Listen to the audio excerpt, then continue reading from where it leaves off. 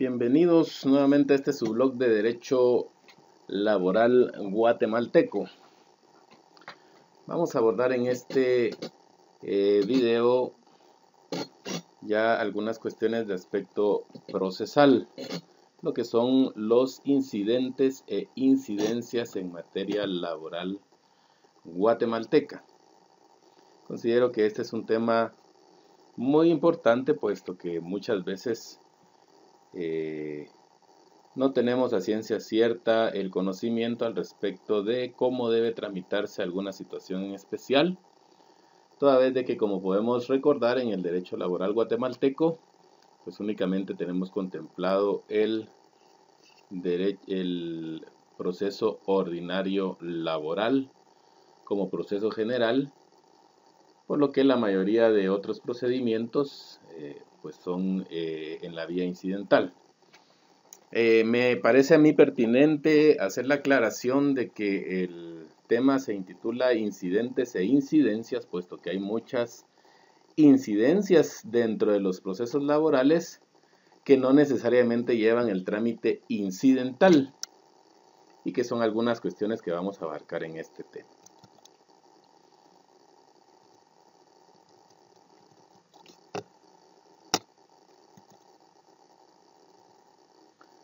Como primer incidente que nos presenta el Código de Trabajo, tenemos la desocupación de vivienda proporcionada por el patrono. El contexto de este incidente es que por obligación los patronos pues deben proporcionar vivienda en ciertas condiciones que el Código de Trabajo establece. Pues evidentemente no es ese el tema específico al respecto de cuál es la obligación del patrono, sino que el incidente que debe tramitarse para el efecto. Este incidente está contenido en el artículo 63, literal I del Código de Trabajo guatemalteco, el que estipula que además de las contenidas en otros artículos de este código, en sus reglamentos y en las leyes de previsión social, son obligaciones de los trabajadores. Y dentro de estas tenemos en la literal I, desocupar dentro de un término de 30 días contados desde la fecha en que se termine el contrato de trabajo, la vivienda que les hayan facilitado los patronos sin necesidad de los trámites del juicio de desahucio. Pasado dicho término, el juez, a requerimiento de estos últimos, ordenará el lanzamiento, debiéndose tramitar el asunto en forma de incidente. Sin embargo, si el trabajador consigue nuevo trabajo antes del vencimiento del plazo estipulado, en este inciso el juez de trabajo en la forma indicada ordenará el lanzamiento. El trámite entonces es la vía incidental. Podemos recordar que la vía incidental pues no tiene mayores problemas en cuanto a su trámite. Tenemos 2 días de audiencia a la contraparte, 8 días de apertura a pruebas si se considera necesario y 3 días para emitir la resolución final. Otro de los incidentes que se tramita en la materia laboral es la declaratoria de beneficiarios post-mortem. Este lo encontramos establecido en el artículo 85, literal A del Código de Trabajo, el cual establece que la calidad de beneficiarios del trabajador fallecido debe ser demostrada ante los tribunales de trabajo y previsión social por medio de los atestados del registro civil o por cualquier otro medio de prueba que sea pertinente, sin que se requieran las formalidades legales que conforme al derecho común fueren procedentes. Pero la declaración que el juez haga al respecto no puede ser invocada sino para los fines de este inciso. La cuestión, continúa indicando dicho artículo, se debe tramitar en incidente. Perdón, voy a retornar un momentito. Evidentemente la declaratoria de beneficiarios post-mortem tiene su contexto cuando el trabajador hubiere fallecido y pues es necesario que el patrono pues salde las prestaciones laborales que en derecho corresponden. En este mismo artículo 85 está establecido qué es lo que le corresponde pagar al patrono en caso de fallecimiento del trabajador. Entonces, los beneficiarios post-mortem tienen una calidad distinta a los herederos, es decir, en la materia laboral no podría constituirse alguien con la simple calidad de heredero, sino tiene que tener la calidad de beneficiario post-mortem por medio del incidente correspondiente. Este incidente puede plantearse bien dentro del proceso ordinario, en donde se estuvieran discutiendo las prestaciones laborales, o en un incidente que se inicia en forma aparte si es que el juicio no hubiere dado inicio todavía. Solo para más o menos ilustrar un poco el panorama, la calidad de beneficiario post-mortem puede recaer en el conviviente o cónyuge supérstite, en los herederos o en los dependientes, de conformidad con el artículo 85 del Código de Trabajo. El siguiente incidente o la vía incidental que nos remite el Código de Trabajo es la solicitud de autorización de despidos de trabajadores que conformaron sindicato y que estén protegidos por el plazo de 60 días. El contexto de este artículo es cuando un grupo de trabajadores pues acuerda asociarse en un sindicato, por lo que a partir del momento en que se da el aviso correspondiente a la Inspección General de Trabajo, todos esos trabajadores que conformaron el sindicato obtienen una protección preferente de estabilidad propia absoluta. Esto quiere decir que los trabajadores no podrán ser despedidos si el patrono no cuenta con una autorización judicial expresa para el efecto. Esa autorización judicial se puede obtener por medio de la vía incidental, esto de conformidad con el artículo 209 del Código de Trabajo. Este artículo establece: los trabajadores no podrán ser despedidos por participar en la formación de un sindicato, gozan de inamovilidad a partir del momento en que dan aviso por cualquier medio escrito a la Inspección General de Trabajo, directamente o por medio de la delegación de esta en su jurisdicción, que están formando un sindicato, y gozarán de esta protección hasta 60 días después de la inscripción del mismo. Si algún trabajador incurre en alguna causal de despido de las previstas en el artículo 77 de este código, el patrono iniciará incidente de cancelación de contrato de trabajo para solo el efecto de que se autorice el despido. En algunos otros videos vamos a estar platicando al respecto de los criterios que surgen en torno a si esta autorización o este incidente de autorización es aplicable a los dirigentes sindicales que conforman el comité ejecutivo de manera provisional. Pero esto será objeto de otro video. El siguiente incidente que encontramos es el de autorización de terminación de contrato por emplazamiento derivado de conflicto colectivo de carácter económico social.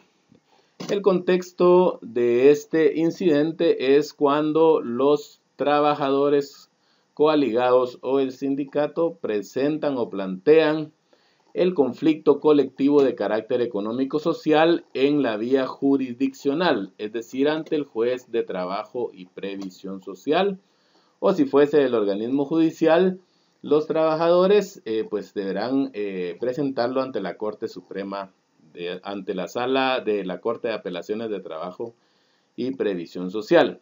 A partir de que presentan el pliego de conformidad con la ley, el patrono queda prevenido que no puede despedir a los trabajadores si no se cuenta con la autorización judicial correspondiente. Es de hacer notar que en este caso, pues, contrario o a diferencia del caso anterior, en el que solo está protegido el grupo que conforma el sindicato, el emplazamiento por el conflicto colectivo de carácter económico-social protege a la totalidad de los trabajadores.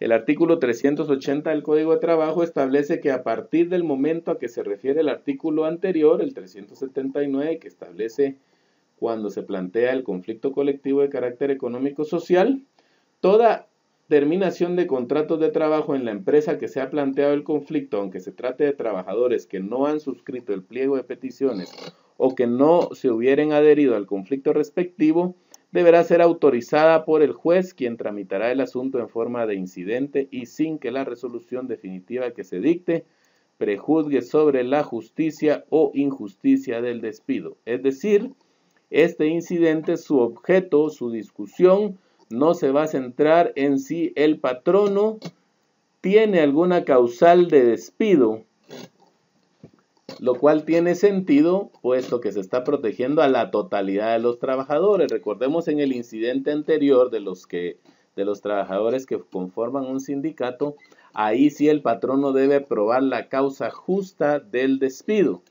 En este caso, el patrono no debe probar ninguna justa causa de despido para poder obtener la autorización judicial. Por lo tanto, estos incidentes van a versar sobre si el patrono está solicitando la autorización para terminar el contrato de trabajo como una represalia porque el trabajador pudiera en un determinado momento estar apoyando el movimiento colectivo, la negociación colectiva, o bien porque sea parte del sindicato, por ejemplo, que emplazó, o del comité ad hoc que emplazó, o de los trabajadores que conformaron el comité ad hoc, por ejemplo.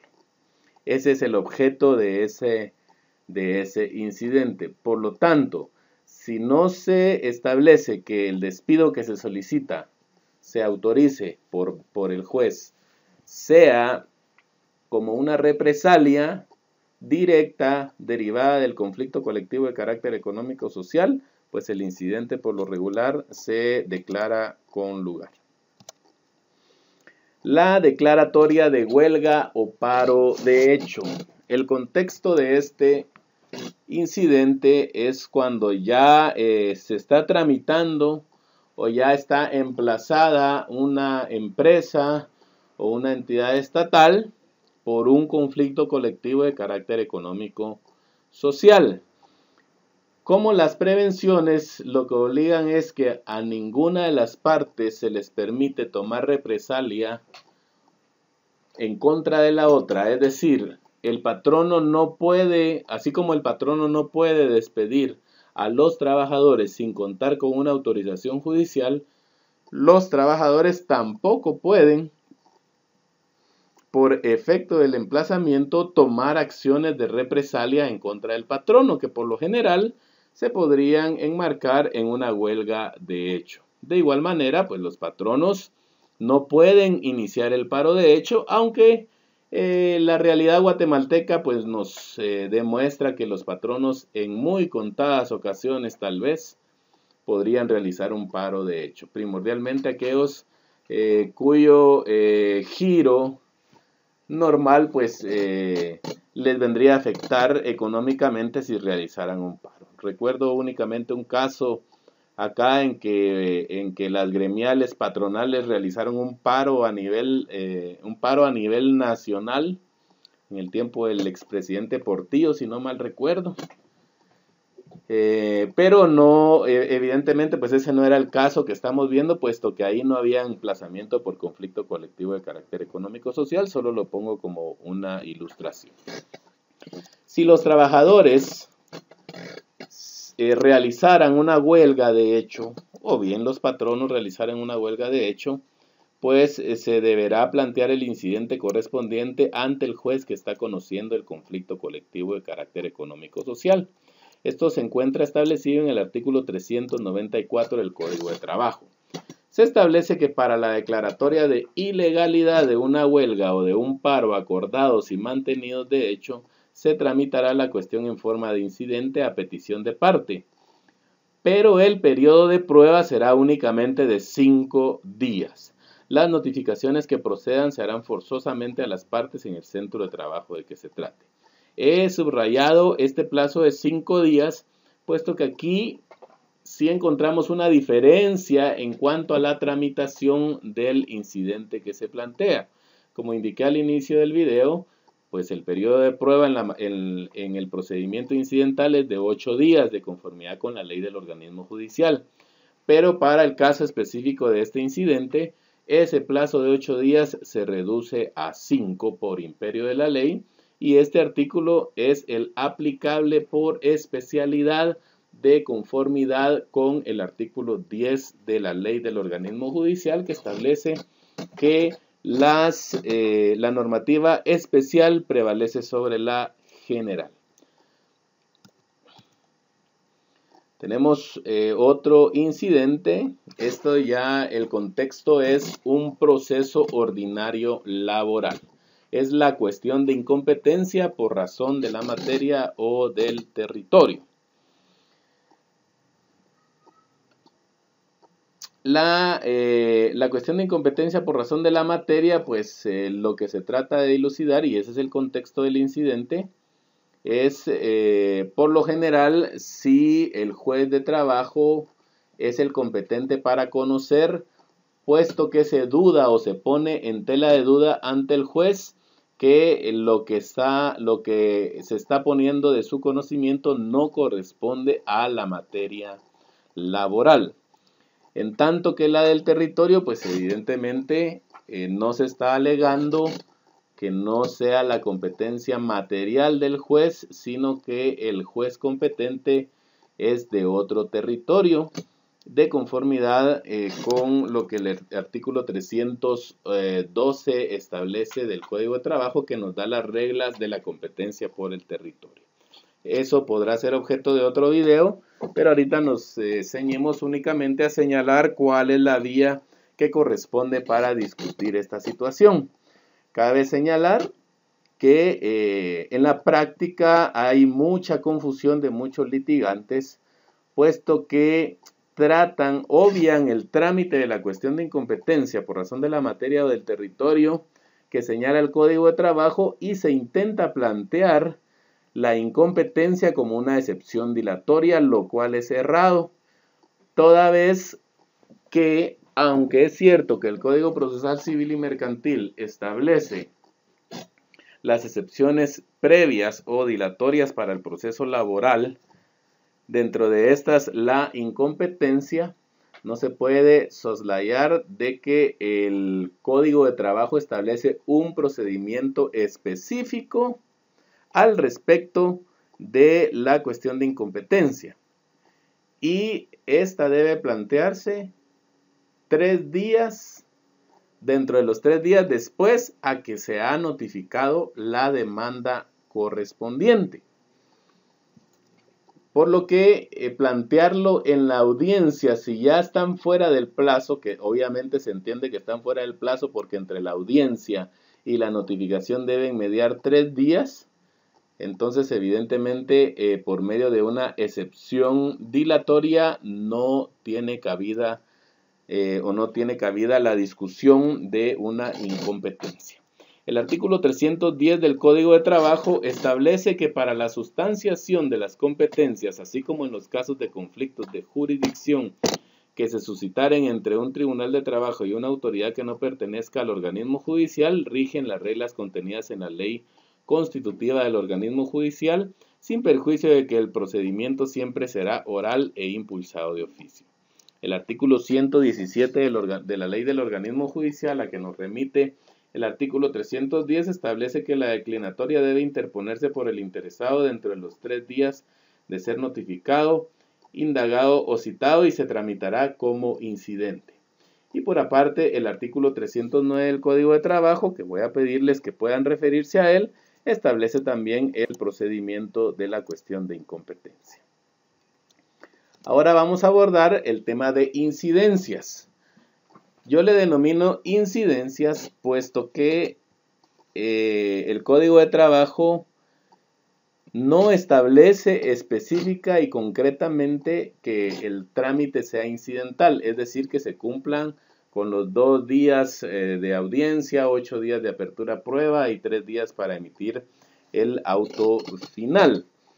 Por lo tanto, no se les puede denominar como incidentes, pero sí podemos entender que son cuestiones accesorias al procedimiento principal. La primera incidencia que tenemos es la reinstalación por prevenciones dictadas dentro del conflicto colectivo de carácter económico-social, esto de conformidad con el artículo 380 del Código de Trabajo. Si nos retraemos un poco a el incidente de autorización de terminación de una relación de trabajo por prevenciones dictadas dentro del conflicto colectivo, nos podemos dar cuenta de que lo que la normativa le impide al patrono es despedir a los trabajadores si no cuenta con una autorización judicial. De tal cuenta que si se produce la terminación de contratos de trabajo sin haber seguido previamente el procedimiento incidental establecido en este artículo, ¿sí? Que era el otro incidente de autorización de terminación, que ese sí es un incidente como tal, el juez aplicará las sanciones a que se refiere el artículo anterior y ordenará que inmediatamente sea reinstalado él o los trabajadores despedidos. ¿Por qué digo yo que esta es una incidencia? Porque el juez no tiene facultades de conferir audiencia a la contraparte.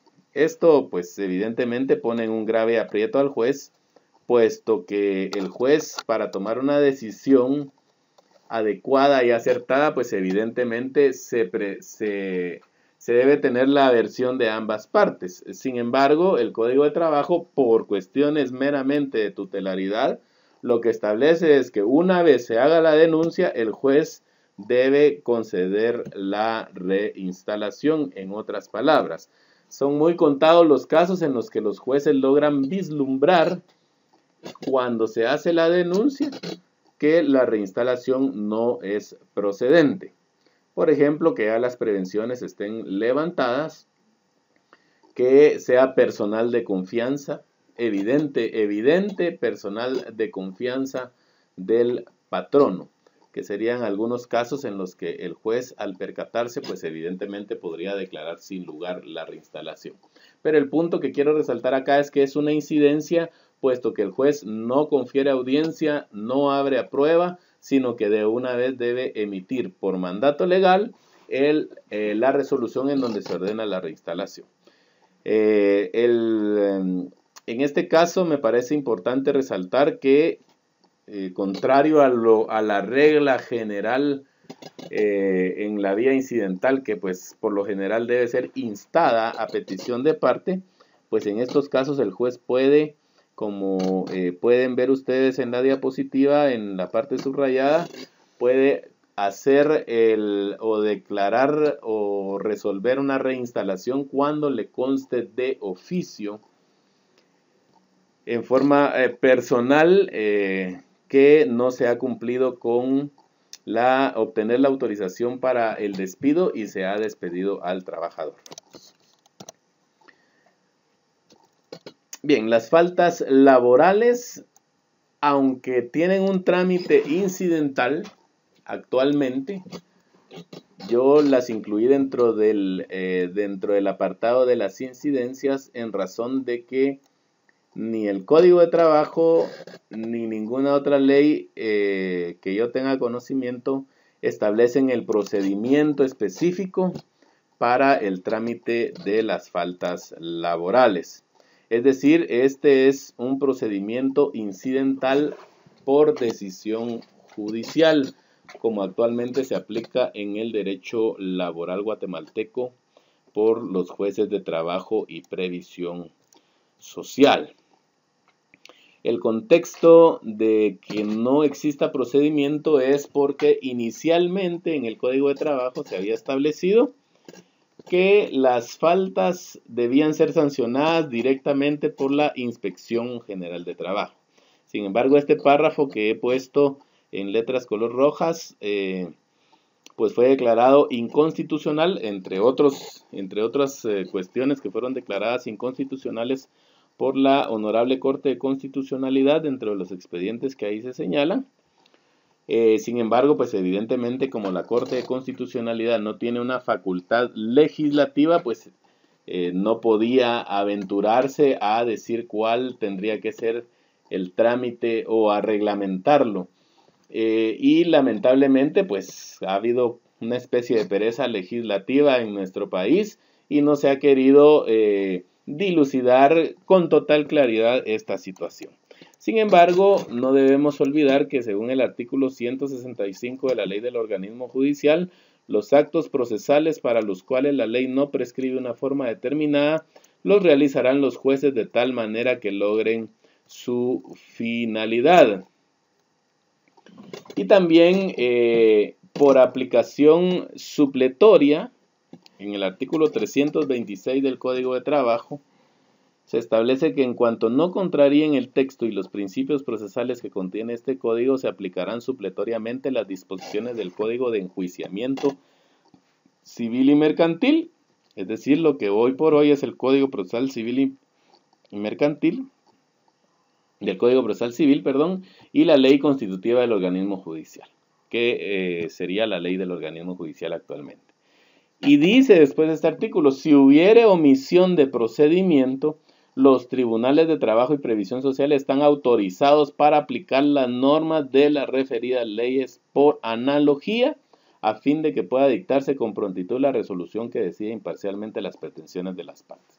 Es decir, se está facultando a los jueces de trabajo para que le indiquen a las partes cuál es el procedimiento que se va a utilizar, en este caso, para sustanciar las faltas laborales que puedan ser denunciadas por la Inspección General de Trabajo, que es la única que tiene legitimación activa para el efecto. Dice después, las normas contenidas en este título se aplicarán a su vez si no hubiere incompatibilidad en silencio de las demás reglas del presente código. Como vamos a estar desarrollando también algunos videos al respecto de cuestiones de derecho sustantivo, pues vamos a ver que los principios del derecho del trabajo que se mencionan por acá, principios procesales,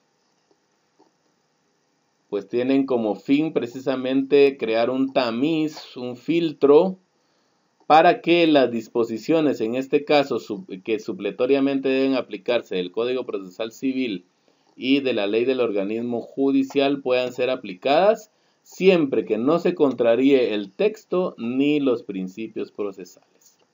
Pero esto ya será objeto también de otro tema que estaremos abordando, si Dios lo permite.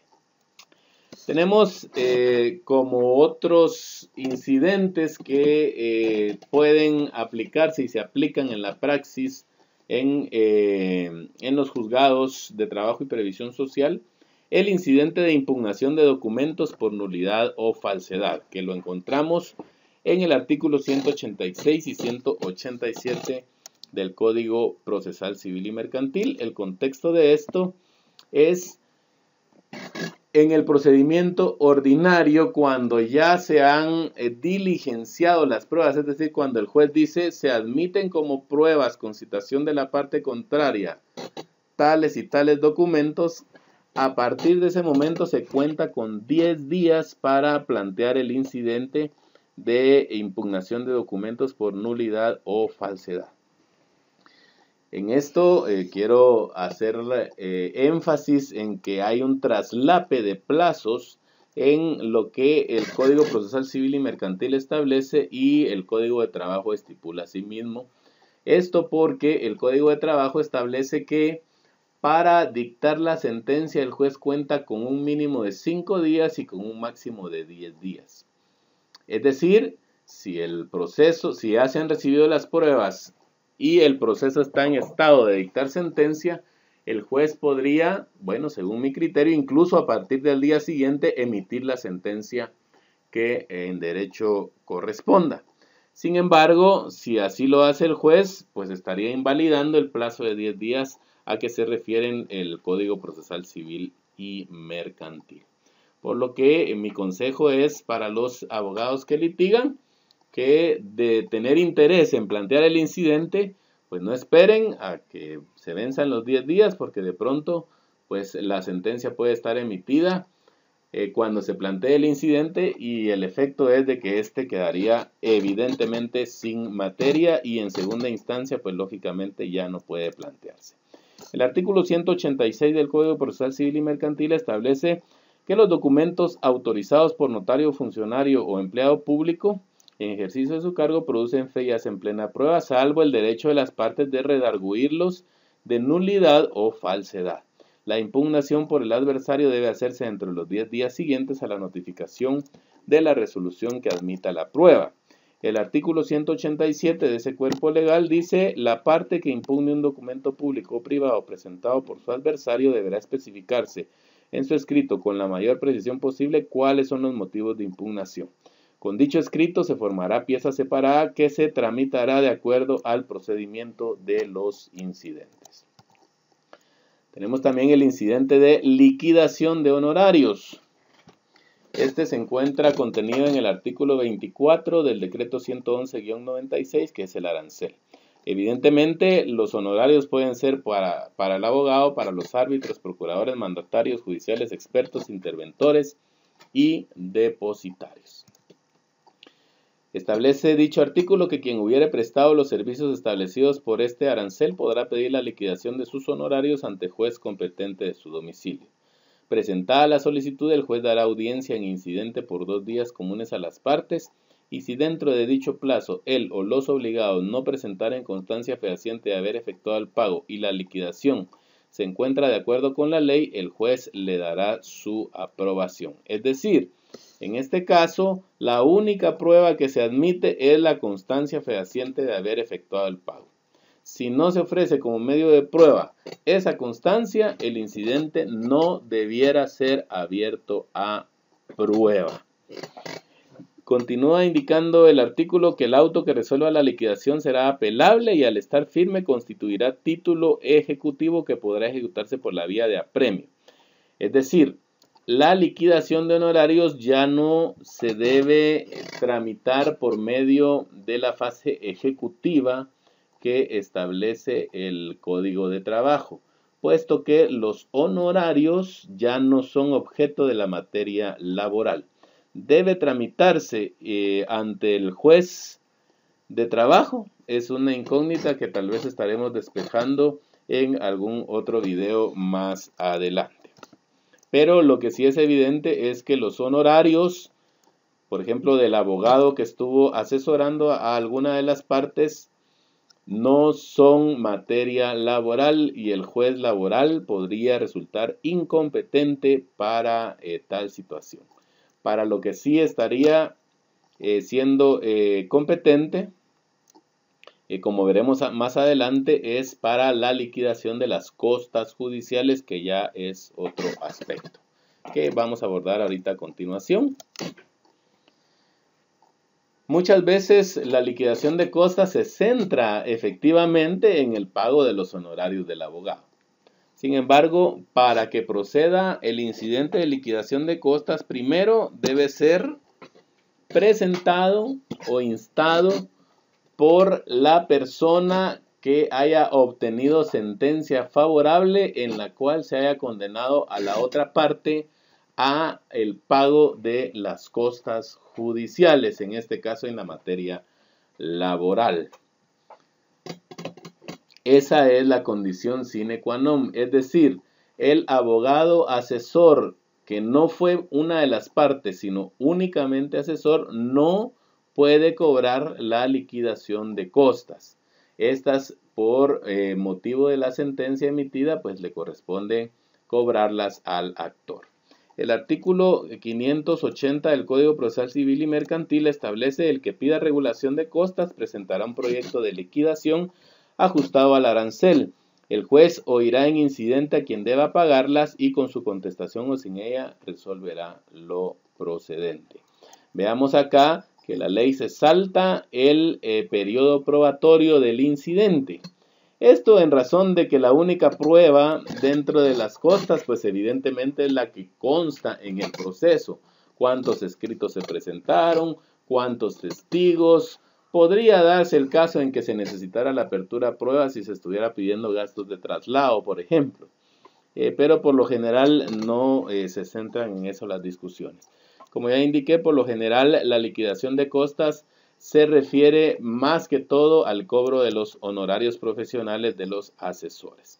Si se impugnaren las costas de segunda instancia o casación, el juez pedirá por nota al Tribunal Superior la confirmación de las costas causadas.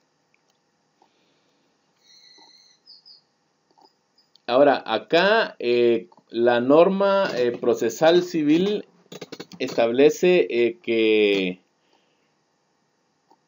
el auto de liquidación es título ejecutivo suficiente para el cobro de las costas. ¿Cómo se deben cobrar estas costas? Estas sí ya, según mi forma de ver, de conformidad con el procedimiento de ejecución que establece el artículo 426 del Código de Trabajo, en razón de que para el cobro de toda clase de prestaciones reconocidas en la secuela del juicio o en sentencia firme, aquí lo subrayo para claridad de ustedes, entonces es aplicable el artículo 426 del Código de Trabajo y no la fase ejecutiva que establece el Código Procesal Civil y Mercantil. A diferencia del incidente de liquidación de honorarios, que ese sí debe ser, o sí, como ya está fuera de la materia laboral, pues hay una, o debería haber una discusión al respecto de quién es el juez que debe ejecutar esa situación. Bien, espero que sirva para ilustrarles el presente video. No olviden suscribirse al canal. Esperamos sus comentarios, sus dudas, y conforme vayan viniendo, pues estaremos realizando más videos para efecto de ayuda a los estudiantes y abogados litigantes. Bendiciones a todos.